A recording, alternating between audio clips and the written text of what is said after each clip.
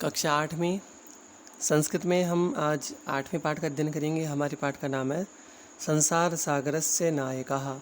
संसार सागर के नायक। प्रस्तुत पाठ अनुपम मिश्र की कृति आज भी खरे है। तालाब के संसार सागर के नायक नामक अध्याय से लिया गया है। इसमें विलुप्त होते जा रहे पारंपरिक ज्ञान कौशल एवं शिल्प के धनी गजधर के संबंध में चर्चा की गई है। पानी के लिए मानव निर्मित तालाब बावड़ी जैसे निर्माणों की लेखक ने यहाँ संसार सागर के रूप में चित्रित किया गया है। के आसन ते अज्ञान नामनः। के आसन कौन जानते थे, ते यानी वे, अज्ञात नामनः अज्ञात नाम वालों को कौन जानते थे, उन अज्ञात नाम वालों को। शतसः शतसः यानी सैकड़ों, सहस्त्र से यानी हजारों, तड़ागा यानी तालाब, सहसेव शून्यात न प्रकटीभूताः। सहसेव यानी अचानक, शून्यात यानी शून्य से, न प्रकटीभूता प्रकट नहीं हुए हैं। इमे एव तड़ागा इस प्रकार के तालाब, अत्र संसार सागरा इति यहाँ संसार सागर है। एतेषाम आयोजनस्य इनके आयोजन के नेपथ्य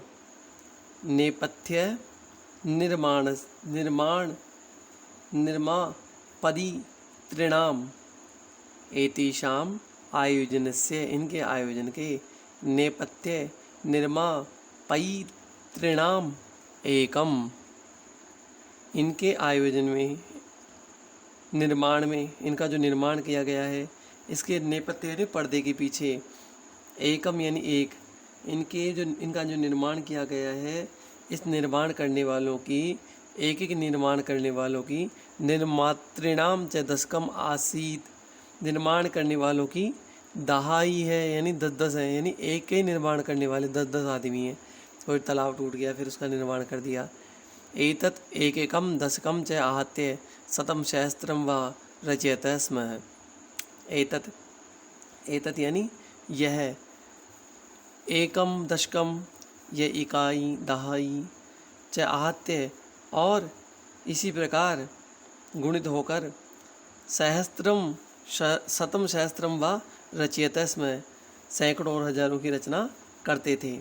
परंतु विगतेषु द्विशत वर्षेषु, पिछले, विगत यानी पिछले, द्विशत वर्षे, द्वि यानी 2, शत यानी 100, 200 वर्षेषु यानी वर्षों से, 200 वर्षों से नूतन पद्धतिया नई पद्धति के द्वारा, समाजेन यच किंचित पठितम, समाज के द्वारा जो कुछ पढ़ा गया है, पठितेन तेन पढ़े लिखे, उस पढ़े लिखे, समाजेन समाज ने, एकैकम दशकम सहस्त्रकंच एतियानि शून्ये एव परिवर्तितानि। इन पढ़े हुए समाज के लोगों ने इकाई दहाई और हजार को इस प्रकार शून्य में परिवर्तितानि यानी बदल दिया है। फिर आपके पास कुछ कठिन शब्द है, इनको देखें, हिंदी अनुवाद देखें, और इससे रिलेटिव आपके पास कुछ क्वेश्चन है, उनको भी आप देख सकते हैं। जैसे 7वां क्वेश्चन हमारे पास में, यहाँ पर समाजीन विभक्ति, तो यहाँ पर जैसे रामेण वैसे तृतीया एक वचन हो जाएगा।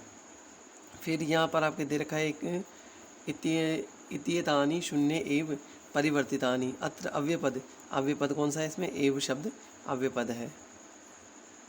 आगे देखें, अस्य नूतन समाज से, इस नूतन नए समाज के, मनसी यानी मन में, इयमपि जिज्ञासा यह जानने की इच्छा, नेव उद्भूता उत्पन्न नहीं हुई, यह जानने की इच्छा उत्पन्न नहीं हुई, जत यानी कि अस्मात् पूर्वम इससे पहले या हमारे से पहले, एतावतः तड़ागान के रचयन्ति इसमें, इस प्रकार के तालाबों की रचना कौन करते थे।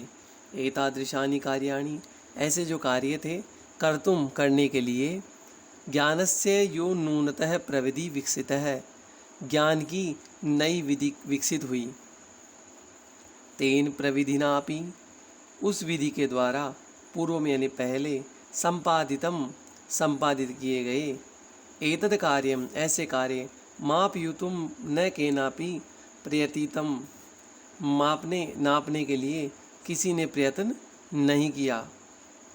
अद्य ये अज्ञात नामनः वर्तन्ते, आज जो अज्ञात नाम वाले हैं, पुराते बहु प्रतिथा आसन, वे पहले वो बहुत प्रसिद्ध थे, आज उनका पता नहीं है किसने तालाबों का निर्माण कराया। अशेषे ही देशे तडागाः, निश्चित ही, अशेष या निश्चित ही, देशे तडागाः, संपूर्ण देश में जो तालाब है, निर्मीयन्ते स्म, निर्माण कराए जाते थे। निर्मातारो अपि अशेषे देशे निवसन्ति स्म, उनको बनाने वाले संपूर्ण देश में निवास करते थे। फिर आपके पास कुछ कठिन शब्दार्थ, हिंदी अनुवाद, क्वेश्चन आंसर। जैसे आपके 7वां क्वेश्चन है, निवसंती पद में धातु और लकार वचन बताना है। तो यहाँ पर निवसंती के अंदर वस तो धातु है, नि उपसर्ग है, वस धातु है, और ये लट लकार का बहुवचन है, जैसे पठंती वैसे निवसंती। और यहाँ पे कर्तुम पदे प्रकृति प्रत्यय, इसमें प्रकृति और प्रत्यय बताना है। तो कर्तुम क्री धातु है और तुम प्रत्यय है। आगे बढ़ते हैं, अगला हमारा तीसरा है, गजधर इति सुंदर है शब्द है तड़ाग निर्मातृणाम सादरम स्मरणार्थम। गजधर है, ये सुंदर शब्द तालाब बनाने वालों के, यानी तालाब बनाने वालों के सादर स्मरण के लिए है। ये गजधर शब्द रखा है, वो जो तालाब बनाए जाते थे प्राचीन काल में, उनके लिए रखा गया है। राजस्थान से, यानी राजस्थान के हमारा जो राज्य है उसका नाम राजस्थान है। तो राजस्थान के केचिदेषु भागेषु शब्दोऽयम् अद्यापि प्रचलित है, कुछ भागों में ये शब्द आज भी प्रचलित है। कै गजधर है, कौन गजधर, कौन, यह गज परिमाणम धारयति स गजधर है, जो गज की माप को धारण करता है वह गजधर है। गज की माप को धारण करने वाला कौन हुआ, गजधर। यह गज परिमाणम धारयति स गजधर है, तो बहुव्रीहि समास हो गया, गजधर है। यह गज परिमाणम धारयति स गजधर है, जो गज की माप को धारण करता है वह गजधर है। गज परिमाणम एव मापन कार्य उपयुज्यते, गज की माप ही मापने या नापने का कार्य में प्रयुक्त होती थी। समाजे त्रिहस्त, समाज में 3 हाथ यानी 3 फुट। परिमाणात्मिकम, परिमाण की। लोह्यष्टि, नापने के लिए लोहे की छड़। हस्ते गृहीत्वा, हाथ में लेकर। चलन्तः गजधरा, चलने वाला, चलने वाले। गजधरा यानी गजधर। इदानीं शिल्पी रूपेण नेव समादृता सन्ति, अब शिल्पी के रूप में आदर प्राप्त नहीं करते हैं। गजधर है, जो गजधर है, यह समाजस्य, वो समाज की। गंभीर्यम मापेत, गहराई मापे। इत्यस्मिन् रूपे प्रचलित है, इस रूप में प्रचलित है। गजधर ही होते हैं वो, क्या कहलाते हैं, गजधर। आगे देखें, एक आपके 7वां क्वेश्चन अध्यापी, इसका आप संधि विच्छेद करेंगे तो आपका संधि विच्छेद आएगा अध्य प्लस अपी। अध्य प्लस अपी, यहाँ पर देखिए अध्य, इसमें ए शब्द है, ये भी ए शब्द है, तो ए और ए मिला के आ बन जाएगा, तो ये दीर्घ संधि का उदाहरण है। फिर है आपका समाजस्य, इसके अंदर आपके षष्ठी एक वचन होगा, जैसे रामस्य, समाज मूल शब्द है इसके अंदर। आगे देखें, गजधरा वास्तुकाराः आसन, गजधर भवन आदि निर्माण करने वाले थे, वास्तुकार थे। कामम ग्रामीण समाजो भवतु, चाहे ग्रामीण समाज हो, नागर समाजो वा नगर समाज हो अथवा नगर समाज हो। तस्य नव निर्माणस्य, उनके निर्माण का कार्य। सुरक्षा प्रबंधस्य, सुरक्षा का प्रबंध। च दायित्वम, और उसका दायित्व। गजधरा निभा लयन्ति स्म, गजधर निभाते थे। नगर नियोजात, नगर नियोजन के। लघु निर्माण पर्यंतम, छोटे लघु निर्माण तक। सर्वाणि कार्याणि, सभी कार्य। एतेष्वेव आधृतानि आसन, सभी कार्य इन पर आधारित थे। ते योजना, वे योजना को।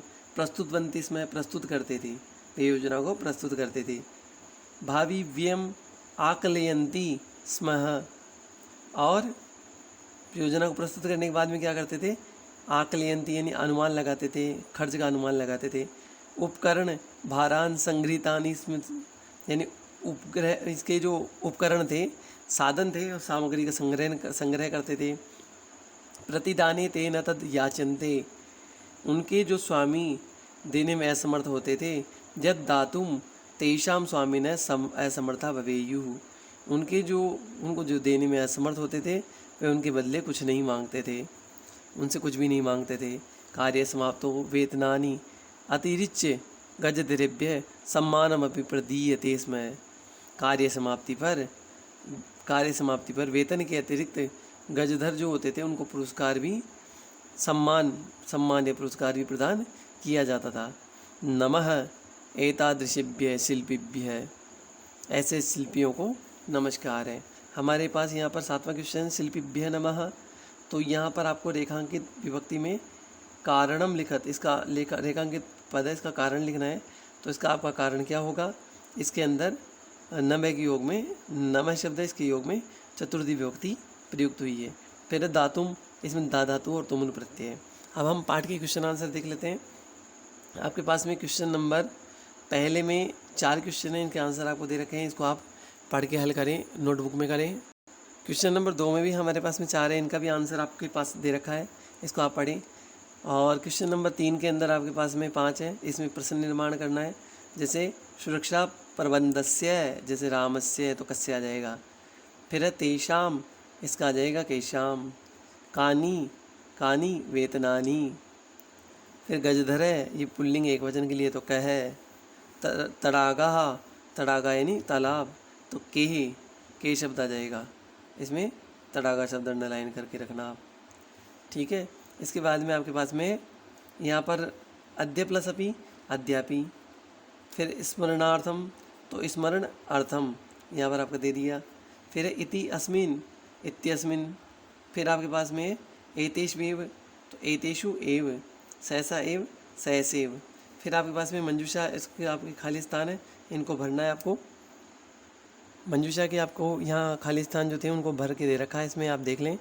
इसके बाद में प्रश्न निर्माण का है आपके पास में, जैसे यहाँ पर है धातु प्रत्यय और ये पद दे रखा है। जैसे क्री धातु और तुमुन प्रत्यय से कर तुम बनता है, उसी प्रकार ही तुमुन से हर तुम बनता है। फिर इसका आपका जो क्वेश्चन है, इसका आपके आगे आंसर भी दे रखा है। ये तुमुन प्रत्यय से, कत्वा प्रत्यय से और लेप प्रत्यय से बनने वाले शब्द यहाँ पर दे रखे हैं, इनको आप देख के हल करें।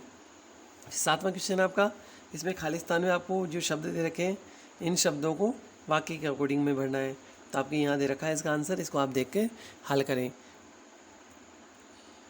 अब हम योग्यता विस्तार देख लेते हैं। जल संरक्षण के पारंपरिक तरीकों को लोगों के समक्ष लाने का प्रयास जिन लोगों ने किया उन्हें श्री अनुपम मिश्र प्रमुख है। उनके द्वारा इन संदर्भ की 2 पुस्तकें लिखी गई। आज भी खड़े हैं तालाब, राजस्थान की रजत बूंदें। इनमें जल संग्रहण के प्राचीन परंपरागत तरीकों और उनके निर्माण करने वाले वर्ग विशेष गजधर से भी परिचित कराया गया है। ये गजधर प्राचीन शिल्पी थे जो सारे देश में फैले थे। ये गज नामक लोहे की छड़ को धारण करते थे जिनका परिमाण 3 हाथ था। इनका प्रयोग मापने के लिए किया जाता था। भाषा विस्तार देखें हम। कारक की परिभाषा दे रखी है, क्रियाजनकत्वम कारकम, जिससे क्रिया का सीधा संबंध होता है उसे कारक कहते हैं। विभक्ति संख्या कारक है, बोधयति विभक्ति, कारकों की संख्या या वचन का बोध कराने वाली सत्ता विभक्ति है। सामान्यतः विभक्ति 2 प्रकार की होती है, कारक विभक्ति और उपपद विभक्ति। तो कारक विभक्ति देखते हैं। कारक चिन्हों या नियमों के आधार पर जहाँ पदों का प्रयोग होता है उसे कारक विभक्ति कहते हैं। उपपद विभक्ति विशेष पदों पर आश्रित जहाँ विशेष विभक्ति का प्रयोग होता है उसे उपपद विभक्ति कहते हैं। अभितय, परितय, सर्वतय, दिक्, प्रति आदि पदों के योग में द्वितीय विभक्ति होती है। जैसे विद्यालयम परितय पुष्पाणि सन्ति, दिक् दृश द्रोहिणम, कृषक क्षेत्रम प्रति गच्छति, सह साकम सार्धम समम के योग में तृतीय विभक्ति होती है।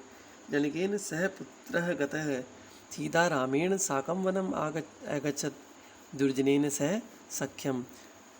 नमः स्वस्ति, स्वाहा, स्वधा के योग में चतुर्थ विभक्ति होती है। देशभक्ताय नमः, शिवाय नमः, नमः एतादृशेभ्यः शिल्पिभ्यः, ये हमारे पाठ की अंतिम लाइन भी है। जनेभ्यः स्वस्ति, अग्नये स्वाहा। अलम शब्द के 2 अर्थ होते हैं, पर्याप्त और मत यानी वर्ण के अर्थ में। पर्याप्त के अर्थ में चतुर्थ विभक्ति, जैसे द्रेषद्रोहिणे अलम देश रक्षकाः। मना करने के अर्थ में तृतीय विभक्ति होती है, अलम विवादेन। पर्याप्त के रूप जो अलम शब्द उसका प्रयोग अगर पर्याप्त रूप में होगा तो चतुर्थी और मना करने में होगा तो तृतीया। बिना के योग में तृतीया, द्वितीय, तृतीय और पंचमी होती है। जैसे परिश्रम, परिश्रमेण, परिश्रमात बिना न गति ही। निम्नलिखित क्रियाओं के एक वचन बनाने का प्रयास करें। आकलयन्ति तो आकलयति, संग्रहणन्ति संग्रहणाति, प्रस्तुतवन्ति प्रस्तौति। जिज्ञासा जानने की इच्छा, इस प्रकार के अन्य शब्द हैं। पिपासा पीने की इच्छा, बुभुक्षा खाने की इच्छा, विवक्षा यानी कहने की इच्छा। इस प्रकार हमारे पास में हमने योग्यता विस्तार का अध्ययन किया। तो आपको क्वेश्चन आंसर के साथ में योग्यता विस्तार को भी अपनी कॉपी में नोट करना है, क्योंकि आपके कारक भी बहुत इंपॉर्टेंट है। इसमें आपके जो ये योग्यता विस्तार इसको कंप्लीट आपको नोटबुक में गृह कार्य कॉपी में क्वेश्चन आंसर के साथ में हल करना है।